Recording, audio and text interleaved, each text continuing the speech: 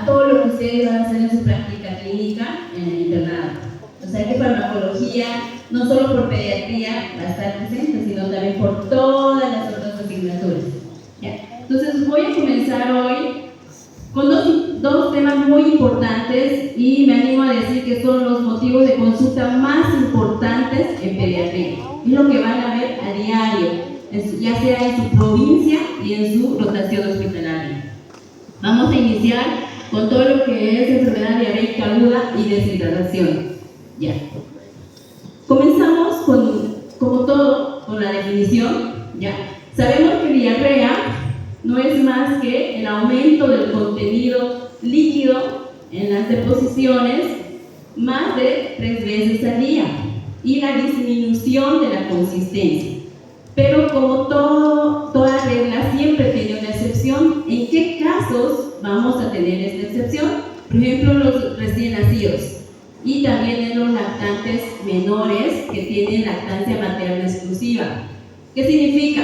Que estos pacientes pueden tener 3, 4 deposiciones al día que sean semilíquidas e incluso líquidas y ser normal, no necesariamente diarrea. Entonces, ¿cuándo se va a aplicar este concepto? Cuando el paciente, de forma habitual, sus evacuaciones son de 1 a 2 al día, que son consistencias pastosas. Entonces, donde hay esa modificación, tanto en la frecuencia y en la consistencia de lo habitual, es que estamos hablando de diarrea. Entonces, para que lo tomen en cuenta, porque muchas veces a consulta acuden recién nacido de 7 días con una mamá primeriza de 20 años y dice: doctora, mi bebé tiene diarrea, hace 6 veces al día y está como semilíquida. Lo primero, la edad. Si está con lactancia materna exclusiva, es normal. Entonces, tomen en cuenta esto. Okay. Bueno, en relación a generalidades, se menciona que las diarreas, como les había comentado, son una de las causas más importantes de consulta y también de patologías presentes en los niños, sobre todo menores de 5 años. Se clasifica de acuerdo a la temporalidad, y es lo que vamos a siempre utilizar, en agudas, persistentes y crónicas. Las agudas son aquellas que son entre 7 a 14 días o menores de 14 días. La mayoría llegan generalmente hasta los 7 días.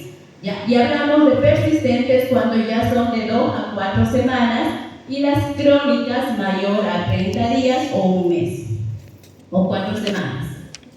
De esta clasificación es importante saber que la más frecuente, la que vamos a estar nosotros en realidad en contacto con los pacientes, es la aguda, esa patología que es la que incluso causa la mayor complicación, que es la deshidratación, que vamos a hablar posteriormente. Y de esta aguda, las causas más frecuentes son infecciosas, y entre las infecciosas tenemos los virus, bacterias y protozoos, que lo vamos a ir viendo adelante.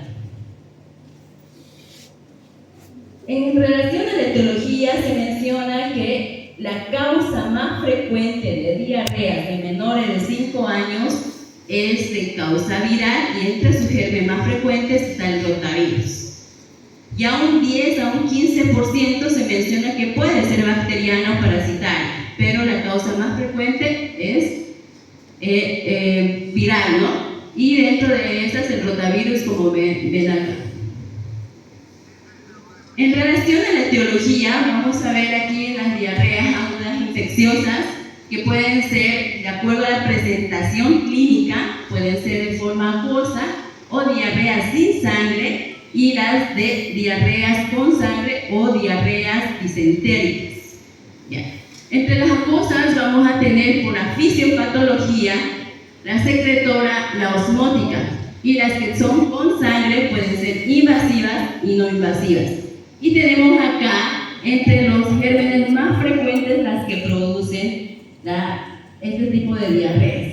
Si se dan cuenta, entre la acuosa, las que son más frecuentes, la causa principal son los virus, ¿ya? Y las que ya son con sangre o las disentéricas ya son las bacterias o protozoarios. Entre las diarreas no infecciosas, que generalmente son las que están relacionadas relacionadas con las diarreas persistentes y crónicas son ya generalmente cuadros más prolongados, como la intolerancia a la lactosa, intolerancia a la proteína de leche de vaca, o colon irritable, o otras enfermedades o malformaciones congénitas o genéticas que estén asociadas a un síndrome de mala absorción. Entonces, ¿por qué se mueren nuestros niños con diarreas agudas? Generalmente, ¿cuál es la causa? Como les decía, si nosotros como médicos generales, no solo como pediatras, sino como médicos generales, no asumimos que es una patología muy importante, muchas veces hacemos una evaluación incompleta, o a veces no usamos una terapia de hidratación oral adecuada, o hacemos unas recomendaciones de dietas muy restrictivas o inadecuadas, por ejemplo el uso de los power o el uso de bebidas azucaradas, ¿no? Entonces, o hacemos una prescripción farmacológica innecesaria, como les decía el doctor Bruno, ¿no? Los antibióticos a veces los usamos como si fuera un paracetamol y no es así. Hay que tratar de restringirlo para casos muy necesarios, porque estamos creando una nueva enfermedad que es la resistencia antimicrobiana. Entonces, tomemos en cuenta en nuestros pacientes pediátricos este factor. A veces no llegamos a reconocer factores de riesgo. Siempre en los pacientes pediátricos vamos a hablar en todo tipo de enfermedades, en todo lo que son factores de riesgo. ¿Por qué es importante estos factores de riesgo? Porque hacen que la vulnerabilidad del paciente sea mucho más, agrave mucho más el cuadro cuando existen estos factores de riesgo, que más adelante vamos a ir mencionándolos. A veces no reconocemos complicaciones oportunas o no referimos de manera oportuna igual, o simplemente no recomendamos o no capacitamos a los padres, quienes son los que van a cumplir todo lo que es el tratamiento, ¿no? Todos estos causales muchas veces hacen que nuestro paciente no sea bien tratado y obviamente se nos complica y en muchos casos a veces tenga que llegar a la muerte, ¿no? Entonces, mencionando ya todo esto, si se dan cuenta de forma resumida la diarrea, saber el concepto, la etiología sobre todo para ver, y la presentación clínica, vemos que es importante una de sus mayores complicaciones, que es la deshidratación. En sí, per se, la diarrea no mata, pero sí la deshidratación. Entonces, la deshidratación no es más que el estado clínico resultante de una pérdida de agua y electrolitos en el organismo, ¿no? Entonces, esta complicación se nos va a dar sobre todo por una insuficiente aporte de agua y de electrolitos al cuerpo, o por una excesiva pérdida de agua y de electrolitos, como es el caso de los vómitos y las diarreas. Entonces, habitualmente la pérdida por heces es de 5 a 10 ml por kilo por día. Entonces, la deshidratación obviamente va a ser una mayor pérdida de este compuesto, ¿no? O sea, mayor cantidad y mayor volumen. Entonces, acá hablamos en cuanto a lo que es la deshidratación. Tenemos que tomar en cuenta dos pilares fundamentales. Uno, la clasificación de acuerdo a la clínica, o sea, cómo llegar a detectar una deshidratación y cómo clasificarla. Y el otro pilar fundamental es cómo tratar esa deshidratación. Entonces, acá les coloco la clasificación más ideal, pero no muy práctica, que es la clasificación de acuerdo a la pérdida de porcentaje de peso. Si en algún momento le dicen cuál es la clasificación que nos da de manera eficiente cuál es el tipo de deshidratación, es la pérdida de peso. Pero ¿qué debemos saber para poder calcular esto? Debemos saber el peso del paciente antes del inicio de las diarreas, cosa que muchas veces no lo tenemos. Entonces, tendríamos que comparar eso con el peso actual. Pero como no lo tenemos, es poco práctica, como les comentaba. Entonces, sí, nos vamos a basar más en la clínica. Pero se dice que la leve es entre un 3 a 5% de pérdida de peso, la moderada entre un 5 a 10 y la grave más del 10%. muestro de manera más ordenada todo lo que son los signos y síntomas que nosotros debemos saber para poder clasificar de forma clínica a nuestro paciente, es decir, observando y realizando el examen físico. Si se dan cuenta, son varios parámetros, dependiendo de la edad. Utilizamos, por ejemplo, en los niños menores de 18 meses, utilizamos la fontanela anterior, y a niños mayores de 18 meses, como la fontanela anterior ya está cerrada, pues no deberíamos utilizar como parámetro, ¿cierto? Entonces está igual estado general, sed, ojos, lágrimas, mucosa oral, frecuencia respiratoria y frecuencia cardíaca, el signo de lienzo húmedo o pliegue cutáneo, es lo mismo. Todos estos parámetros, de acuerdo a la presencia o ausencia en el paciente, nos va a ayudar a clasificarlo en leve, moderada o severa. De forma práctica, siempre les he mencionado que debemos más o menos tener en cuenta la leve y la severa, porque la moderada es un intermedio. La leve es todo paciente que casi todo está normal, excepto la sed, que es lo que aún ya tiene el paciente. En cambio, la severa, si se dan cuenta, todo está presente y de manera marcada. Y en la moderada puede haber algunos signos, pero en menor intensidad de gravedad. Entonces, ¿qué es lo que nos va a dar? A veces la confusión está entre cómo clasificar una deshidratación moderada y una severa. ¿Qué parámetros vamos a tomar en cuenta para que realmente nos haga descifrar si es severa o es moderada? El estado neurológico es un punto clave para nosotros determinar si es una deshidratación severa o una deshidratación moderada. Entonces, el estado neurológico, ¿qué nos dice? Que en la severa está ese paciente letárgico, somnoliento, a diferencia del moderado, que es irritable. Ese parámetro fundamental nos define, porque si se dan cuenta en cuanto a mucosas, lágrimas, ojos, es muy subjetivo.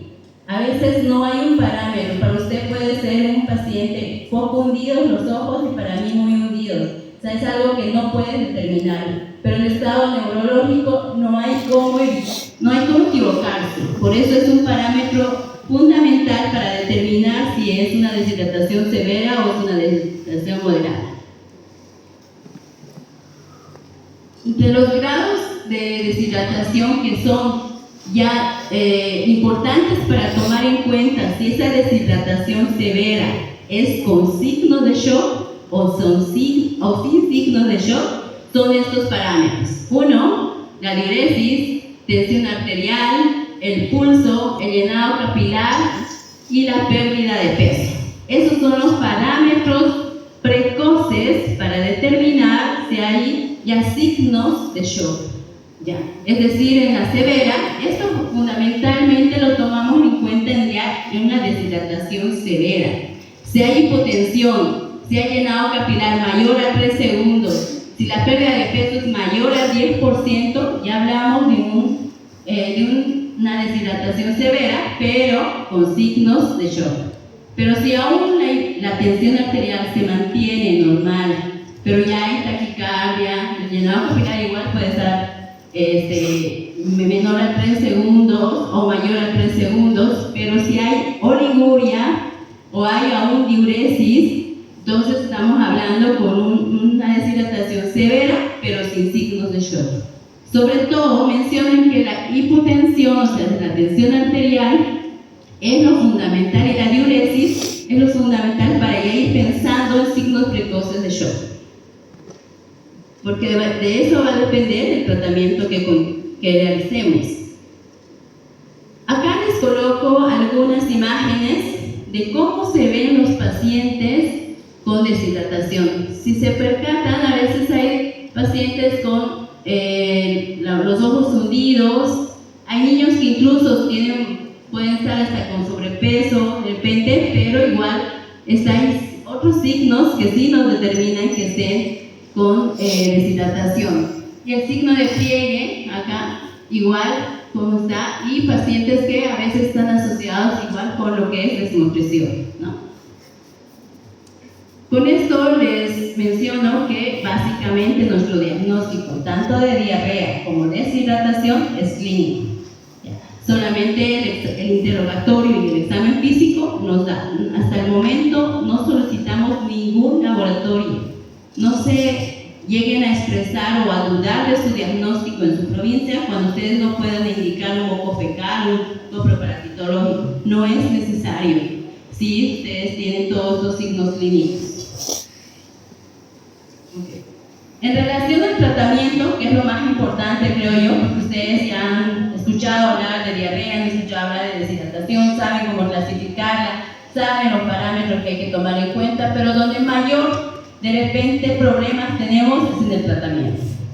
Este tratamiento, básicamente por la OMS, igual es un protocolo que se mantiene hace mucho tiempo, ¿ya? Que son los planes, plan A, plan B y plan C. Plan A para deshidratación leve, plan B para deshidratación moderada y plan C para deshidratación severa. Muchas veces parece como si fuera todo repetitivo, pero en el momento es difícil aplicarlo. Por eso es que quiero que de manera sintética ustedes traten de llevarse lo más específico de cada plan para que puedan aplicarlo en su provincia, en su internado. Vamos a iniciar con plan A, que es la deshidratación leve. ¿Ya? En plan A, fundamentalmente dijimos que nuestro paciente no tiene nada todavía afectado hemodinámico, solamente de repente tiene sed. Por lo tanto, utilizamos lo que son las sales de hidratación oral, ¿ya? Pero de manera de reposición de pérdidas. Es decir, si tiene diarrea, si ha hecho una diarrea, se debe de poner con sales de hidratación, dependiendo de la edad, ya sea con 75 ml de sales de hidratación oral o con 125 o 130 de sales de hidratación, oral si es un niño mayor de 1 año.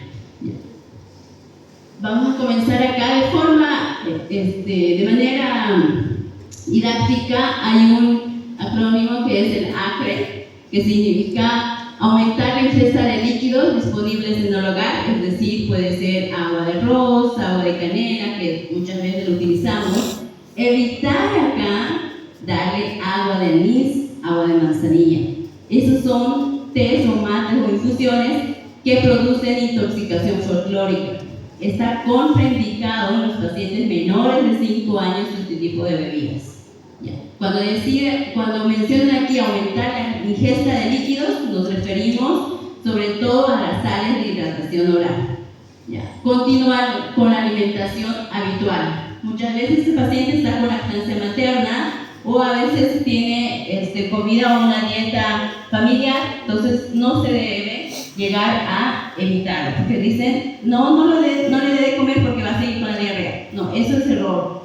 Debemos continuar, solamente que obviamente hacer una dieta blanca, ¿no? Evitar las comidas copiosas o muy grasosas, pero mantener la dieta. Se debe reconocer los signos de alarma y también enseñar las medidas preventivas y los signos de alarma a la madre o al tutor, ¿no? En este caso, ¿cuáles serían los signos de alarma que tendría que tener en cuenta el médico para enseñarle a los padres? ¿Alguien me puede decir? Veo que muchos están durmiendo. ¿Cuál? Letargia, ya, pero muchas veces hay mamás que a veces con un nivel educativo bajo no te va a entender qué es letargia. ¿Qué tendrías que decirle? ¿Cuál? Exactamente, que no está jugando, que duerme mucho, que lo ve decaído, ¿no? Todo eso implica más o menos un estado de letargia o somnolencia. Entonces tenemos que estar muy conscientes de eso. Uno, que otro signo de alarma, vómitos, puede ser ya el incremento o la asociación de episodios de vómitos frecuentes, sobre todo, ya que disminuya o simplemente no toleren la vía oral. Otro tipo de signo de alarma. ¿Ahí? ya que empieza a tener llantos sin lágrimas. ¿Qué más? Algo muy importante que a veces la mamá dice, vino porque su pañal estaba seco toda la noche o todo el día, dejó de orinar. Muy importante, dice, no lo cambié desde ayer porque no orinó, o todas las han sido diarreas y no había nada de diuresis, ¿no? Esos son los signos de alarma. Entonces, que deje de orinar el bebé, que esté somnoliento, que no tolere la vía oral, que se asocien otros síntomas, como por ejemplo los vómitos, la fiebre. Todo eso debemos recomendar ahí, reconocer y enseñar las medidas a la madre o al tutor, ¿no? Y ahí falta una Z, que es la aplicación o la administración de zinc. El zinc que debemos utilizar en pediatría viene en jarabes de 20 miligramos en 5 ml. Y la dosis es de niños menores de 1 año de 6 meses a 1 año, es 2,5 ml cada 24 horas. Y los niños mayores de 1 año, 5 ml cada 24 horas por 14-15 días. Ya. Esa es la dosis, es el protocolo que maneja la OMS para estos casos. Asociado a esto, que es prácticamente esto, todo lo que manejamos en deshidratación, recuerden que esta deshidratación es debida a lo que son las diarreas. Entonces, actualmente, o en la práctica clínica, manejamos igual los probióticos. ¿Ya? Esos probióticos que ayudan a regenerar o a disminuir la frecuencia de las evacuaciones. Hay múltiples nombres comerciales de estos probióticos, pero básicamente está igual asociado a este tratamiento. ¿Ya? Este es el cuadro menos grave, el cuadro que sí podemos todavía tolerar, incluso manejar en casa. ¿Ya? Es el único estado clínico y el único tratamiento que sí va a dar para el tratamiento ambulatorio. El plan B y el plan C es tratamiento hospitalario. Entonces, acá igual es una estimación de lo que se puede dar en sales de hidratación oral, lo que les mencionaba, en cuánto podemos dar después de cada evacuación diarreica, que puede utilizarse. A veces es difícil aprenderse todas estas cantidades, pero por lo menos saber que después de cada evacuación darle, si es menor de 1 año, medio vasito de sales de hidratación oral o 1 onza de sales de hidratación oral. Si fuera un niño mayor de 1 año, un vasito después de cada evacuación es más fácil, ¿no? Más práctico. Pero igual esto debemos saber, ¿no? La cantidad exacta, estimada que debemos dar a los niños. Ahora vamos ya con todo lo que es el plan B. Hasta plan A estoy segura que todos lo saben manejar y todos recuerdan y saben cómo llegar a un tratamiento adecuado. Pero ¿dónde se nos dificulta un poco? En el plan B y en el plan C. En el plan B nos menciona de que es un tratamiento hospitalario, es lo primero que tenemos que saber. Ese bebé no se va a la casa, ese bebé se queda en observación, ya sea en su ambulatorio, en su consulta, o en el hospital o en la sala de emergencia, ¿no? Pero se queda. No significa que tienen que colocarle una vía. El plan B aún sigue siendo por vía oral, no es endovenoso. Es bajo supervisión médica, por vía oral, y utilizamos sales de hidratación oral. Ese es el líquido que vamos a reponer y utilizar para poder contrarrestar esta deshidratación moderada. Entonces, ¿qué te dice el plan B? ¿Qué debemos hacer? La dosis debe ser fraccionada y te menciona acá el volumen a ofertar, el cálculo del volumen que debemos hacer es de 50 a 100 ml por kilo para 4 horas, no cada 4 horas, para 4 horas. ¿Qué significa? Que en esas 4 horas nosotros debemos ir evaluando al paciente. Ustedes no pueden que a las 10 de la mañana calcularle y decirle a la mamá cuánto tienen que darle y regresar a las 3 de la tarde o 2 de la tarde para evaluar. No, cada hora debe ir evaluándose, porque durante esas 4 horas podemos tener dificultades o fracasos de la terapia. ¿Qué significa eso? Que a la hora podemos ir, que resulta que el bebé no toleró lo que le correspondía. O resulta que empezó a vomitar, hizo rechazo a las sales de hidratación oral. Entonces, o también puede pasar que el niño empezó con diarreas mucho más frecuentes.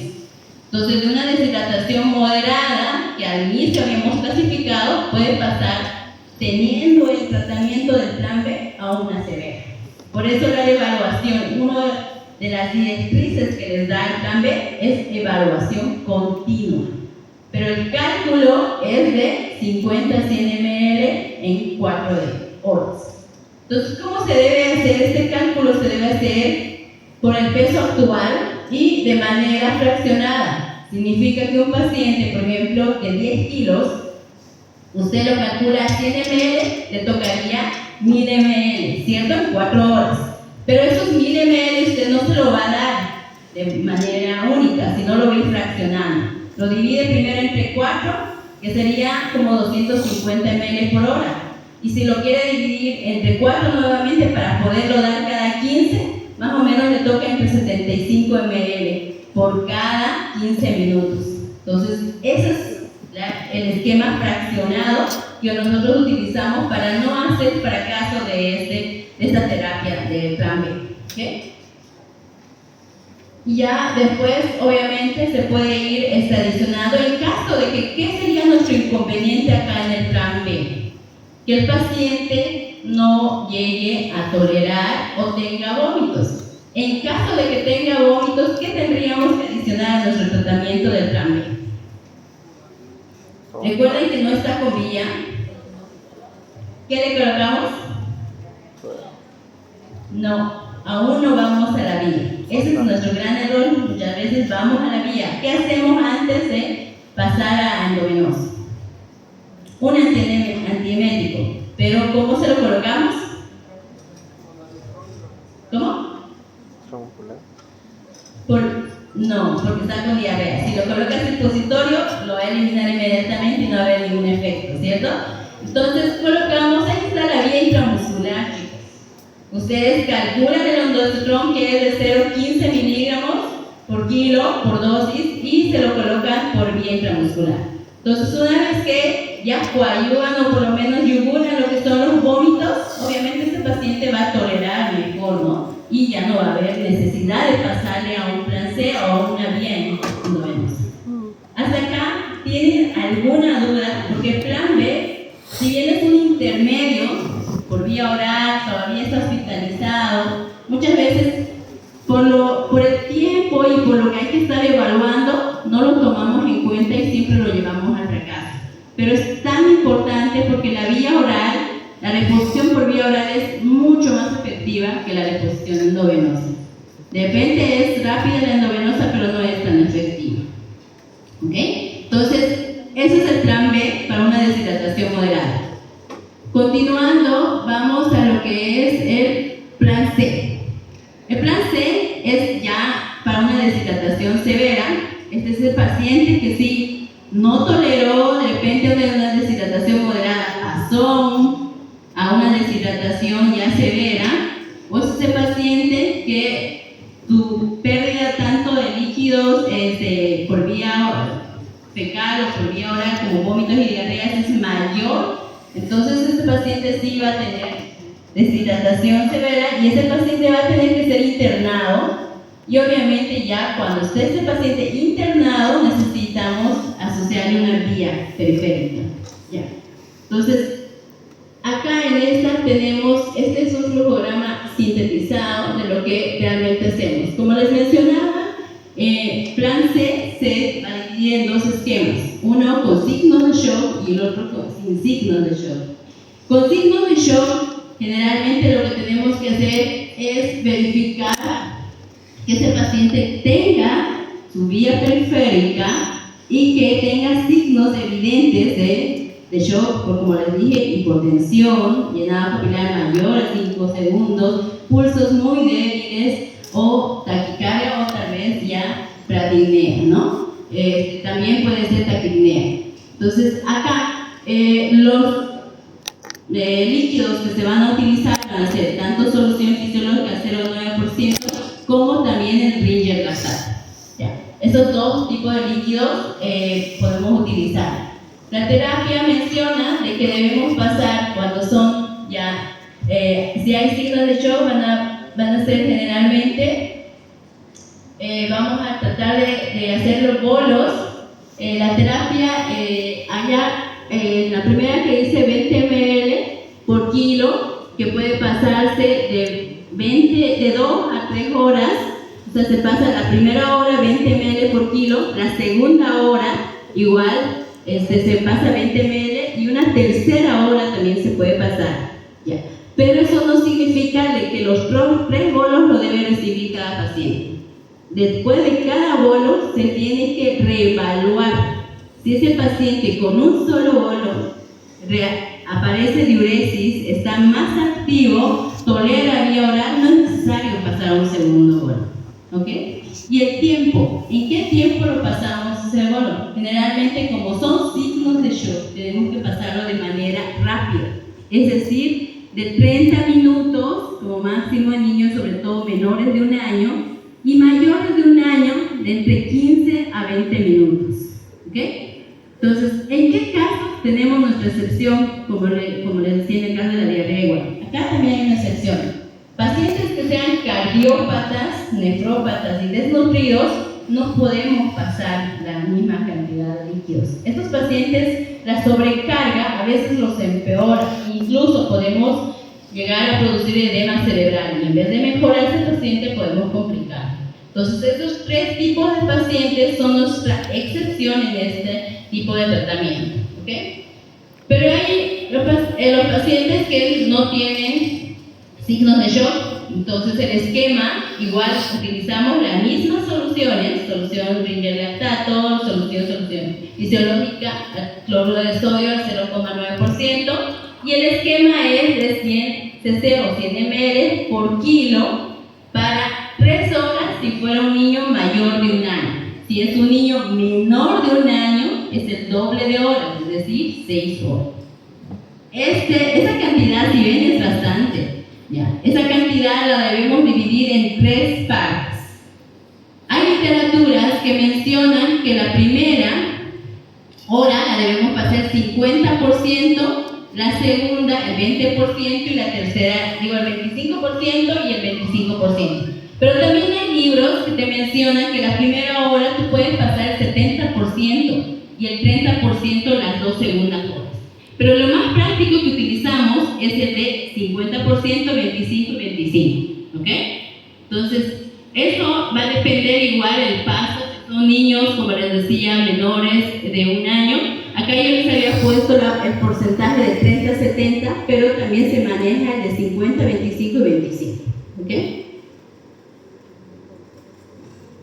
Una vez que ya, para concluir ya, nuestro paciente ya está corregido, lo que es la deshidratación severa, ya este paciente está mucho más estable, ya debemos pasar a lo que son líquidos de mantenimiento.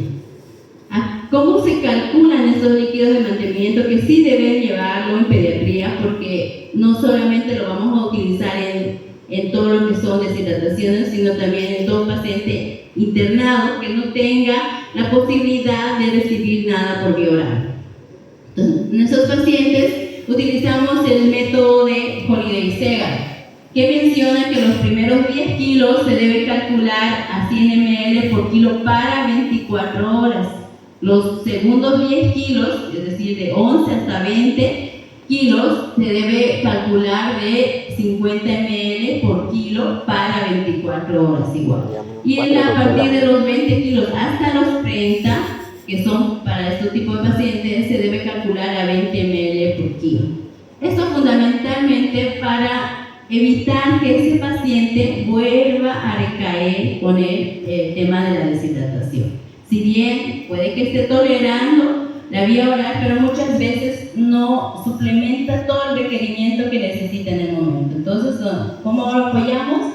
Con esto que es Holiday-Segal, ¿ya? Los líquidos de mantenimiento, que no es más que el aporte de todos los requerimientos basales que necesita nuestro paciente, es decir, que todos necesitamos a diario. ¿Okay? ¿Y qué tipo de soluciones utilizamos cuando utilizamos líquidos de mantenimiento? Ustedes han debido escuchar lo que es la solución sodio 105. Es la que actualmente utilizamos, que aporta, 1, glucosa, cloruro de potasio y cloruro de sodio. ¿Por qué es importante en eso? En todo lo que es deshidratación severa, yo hasta el momento no les había mencionado nada de laboratorios, pero en estos pacientes ya se deben pedir laboratorios. Solo en pacientes con deshidratación severa, usted pide laboratorios. ¿Pero qué tipo de exámenes complementarios? Si es una deshidratación severa, ¿qué tipo de desequilibrios tendría que haber? Electrolitos, ¿de qué más? Los desequilibrios ácido-base. Entonces ya casi tenemos que pedir, porque no solamente va a bastar la corrección de líquidos, sino también de esos electrolitos. Entonces sí tenemos que pedir ionograma, una gasometría y buscar de repente función renal para ver si no hay algo más, ¿no? Ahí. Pero no estoy mencionando nada de reacción de fase aguda, ¿no? Eso de repente, si es que ustedes están pensando algo séptico o algo asociado de repente a su cuadro de deshidratación. Pero fundamentalmente para una deshidratación severa, ionograma, función renal y también ácido base, que es gasometría arterial. Ya de acuerdo a lo que tengamos, pues ya empezamos a corregir, pero lo fundamental es eso. Eso es lo que le mencionaba, todos los exámenes complementarios que ya se pueden pedir, pero como les indico, solamente cuando hay una deshidratación severa. En la moderada y en la leve es un diagnóstico puramente clínico. El manejo es con lo que ustedes tengan a mano, no necesitan pedir nada de laboratorio. Y ya con esto concluimos todo lo que